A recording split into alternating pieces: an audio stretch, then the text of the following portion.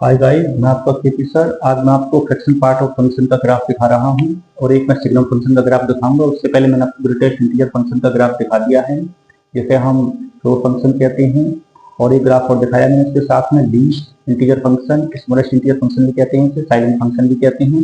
Graph से मैं आपको जो ये CSIR net, IIT JM JEE वाले जो होते हैं 12th वाले बच्चे, वो ग्राफ से बहुत अच्छी तरीके से कंटिन्यूटी, डिफरेंशियबिलिटी, लिमिट के क्वेश्चन को कर लेते हैं, डोमेन रेंज को। इसीलिए उनकी मेरे पास में क्वेरी आई है। मैंने ये क्वेश्चन कराने से पहले बोर्ड के क्वेश्चन भी कराएंगे मैंने मेथड से। बाकी फिर मैं ग्राफ से मांग रहे हैं तो ग्राफ से पहले ग्राफ सीखना पड़ेगा, तब आप ग्राफ बता सकते हैं। कंटिन्यूटी कैसे फाइंड करेंगे, डिफरेंशियबिलिटी कैसे फाइंड करते हैं ग्राफ से।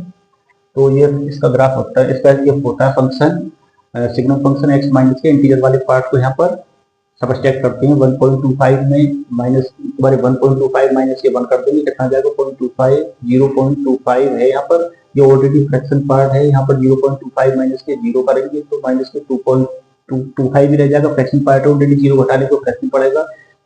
माइनस के 2.75 से क्या घटा देंगे, 2 को घटा देंगे यहाँ पर 0.75, 0.001 ऑलरेडी फ्रैक्शन पार्ट है, ये रह जाएगा। नेगेटिव वाले को बाद में बताऊंगा मैं।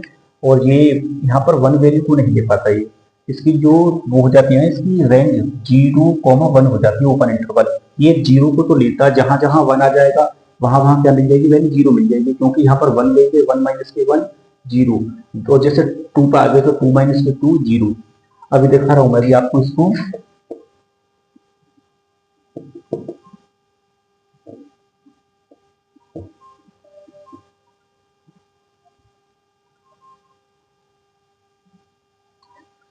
ठीक है, अब जैसे कि मैंने यहाँ पर लिया 0.5, 0.5 का मतलब ये हो गया 0.5 यहाँ आ जाएगा आपका, 0.5 यहाँ पर आपका। तो ये 5.5 मिल जाएगी लगभग लगभग वैल्यू यहाँ पर। 0.60 को लेंगे तो 0.60 की वैल्यू यहाँ मिल जाएगी।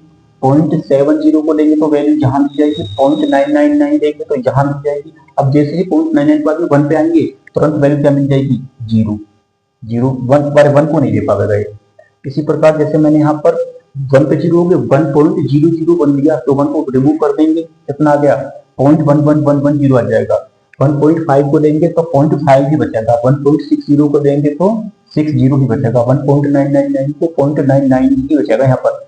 ठीक है, ऐसे ही 2 पे आते ही 0 हो जाएगा, 2 माइनस के 2 0, इंटीजर वैल्यू 0 दे देगा। इसकी डोमेन पूरा रियल नंबर होती है।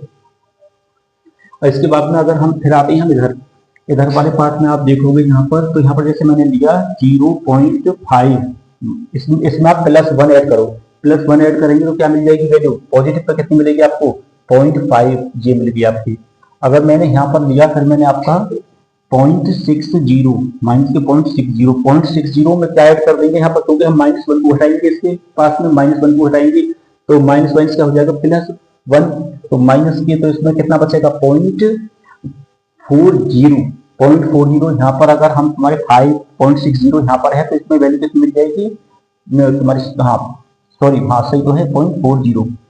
ठीक है, और माइनस के 0.75 को लिया आपने तो कितना मिल जाएगी 3.30, पॉजिटिव 0.30 मिल जाएगी। इसी प्रकार अगर आपने माइनस के 0.40 लिया तो वैल्यू मिल जाएगी आपको प्लस में 0.60। ठीक है ना, 0.5 पे कितनी मिलेगी, -0.5 पे +0.5 माइनस 40 पर मिलेगी, -40 यहाँ होगा तो कितनी मिलेगी, अधिक मिलेगी यहाँ पर। और माइनस के 30 पे लेंगे तो कितनी मिल जाएगी 70 मिल जाएगी। और माइनस के 0.999 पे लेंगे तो क्या मिलेगी, कितनी अधिक मिलेगी, तो यहाँ पे आगे मिलेगी। और जैसे जैसे 0 के नेबरहुड में चले जाएंगे तो वैल्यू फिर क्या हो जाएगी, 0 हो जाएगी। और जैसे जैसे हम यहाँ पर आए 0.70 माइनस के 0.70 यहाँ पर आता था, माइनस के 0.70 में क्या ऐड करेंगे, 1 ऐड करते हैं, हमारे माइनस का 1 घटाएंगे, -1 तो ऐड करके 0.30 मिल जाएगा। उतने कम होता चला जाएगा -1 के नेबरहुड में पे। ठीक है ना, जैसे ही -1 पे आ जाएगा तो वैल्यू क्या हो जाएगी, बिल्कुल 0 हो जाएगी आपकी। तो यहाँ पर वैल्यू बढ़ रही है आपकी, यहाँ पर आते आते 0.5 के बाद में हमारे वैल्यू उतनी ही घटने लग गई, जैसे जैसे माइनस की तरफ बढ़े, -1 की तरफ। और जैसे जैसे यहाँ 0 की तरफ बढ़ रहे हैं तो यहाँ पर वैल्यू इधर बढ़ती चली जा रही है आपका। इसी प्रकार अब मैं यहाँ पर आपको दिखा रहा हूँ माइनस के 1.5 है। अब माइनस के 1.5 में क्या नाम है, -2 को क्या कर दे, माइनस के 1.25 हो गया ना। -1.25 हमारे कहाँ पड़ेगा, यहाँ पे पड़ेगा। तो इसमें क्या हो जाएगा, इसका हमारी कितना बचेगा, इसमें 0.5 ही तो बचेगा, इसमें 0.5 कहाँ जाएगा आपका, यहाँ आ जाएगा जीरा। और माइनस के 1.60 है, तो 0.6 माइनस के 1.60 के लिए क्या मिलेगा, पॉइंट प्लस 0.40 प्लस 0.40 कहाँ मिलेगा आपका, जहां पर मिलेगा आपका पॉइंट, क्योंकि 5 यहाँ पर है, 0.5 यहाँ पर है y पे। और जैसे जैसे माइनस के 1.70 को लेंगे तो 30 मिल जाएगा, 0.30 यहाँ। तो माइनस के 1.90 को लेंगे तो 10 मिलेगा। तो यहाँ कैसे वैल्यू घटती चली जा रही है, और -2 पे आके क्या मिल जाएगी आपकी वैल्यू, फिर से 0 हो जाएगी। इसी प्रकार फिर मैं आपको दिखा रहा हूँ यहाँ पर माइनस के 2.5 पे वैल्यू आपको क्या मिल जाएगी, 0.5 मिल जाएगी आपको, ये 0.5 है यहाँ पर। अब जैसे कि माइनस के 1.60 लेंगे तो वैल्यू कितनी मिलेगी आपको, क्योंकि पॉजिटिव वाले पार्ट में मिलेगी आपको 0.40, तो 0.40 कुछ 5 से कुछ कम हो जाएगा, जीरा। माइनस के 2.70 को लेंगे तो वैल्यू मिलेगी प्लस के 0.30 प्लस के 0.30, जैसे जैसे माइनस के 2.90 हो जाएगा 0.10, और जैसे जैसे बढ़ते चले जाएंगे और भी फिर वैल्यू क्या आ जाएगी यहाँ पर 0 आ जाएगी। फिर इसी प्रकार हम देखते हैं आपका, ठीक है ना, हो गया वैसे। अब माइनस के 3.70 और देख लो, माइनस के 3.70 लगभग लगभग यहाँ के पड़ेगा, तो यहाँ पर वैल्यू क्या हो जाएगी, क्या नाम है, इस पर बन जाएगी तुम्हारी आपको 0.70 पे मिलेगी आपको प्लस के 0.30 का मिलेगी, यहाँ मिल जाएगा लगभग। माइनस के 3.90 पे कितनी मिल जाएगी, 0.10 मिल जाएगा। अब जैसे ही -4 के बिल्कुल नेबरहुड में आएंगे वैल्यू क्या मिल जाएगी तुम्हारी, बिल्कुल 4 पे क्या मिल जाएगी, बिल्कुल एग्जैक्ट 0.4 पे 0 मिल जाएगी आपको, ठीक है।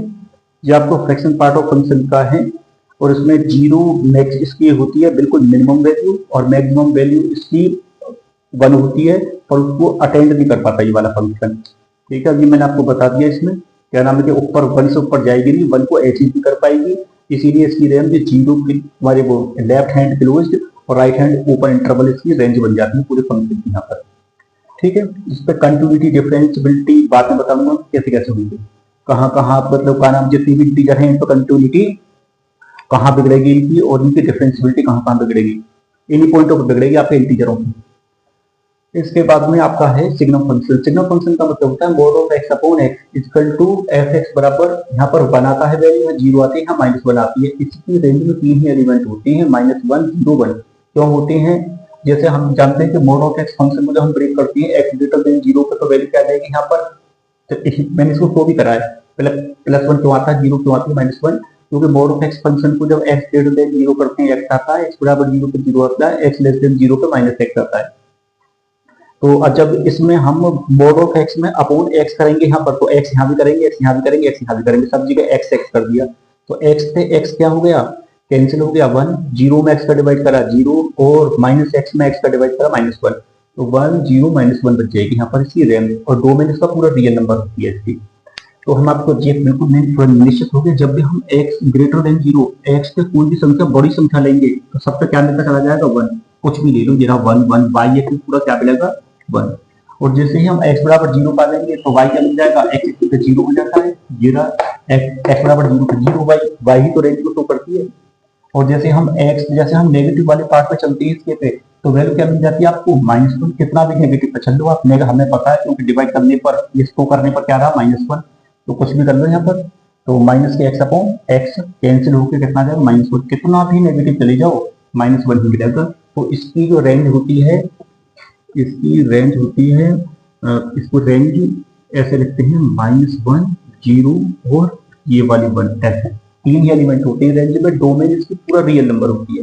तो ठीक है भाई गाइस, आप हमें सब्सक्राइब करो और हमारे ये वीडियो इनको शेयर किया करो, इनको इसी से अर्निंग होगी आप आने वाले टाइम में, आपके सपोर्ट की आवश्यकता है।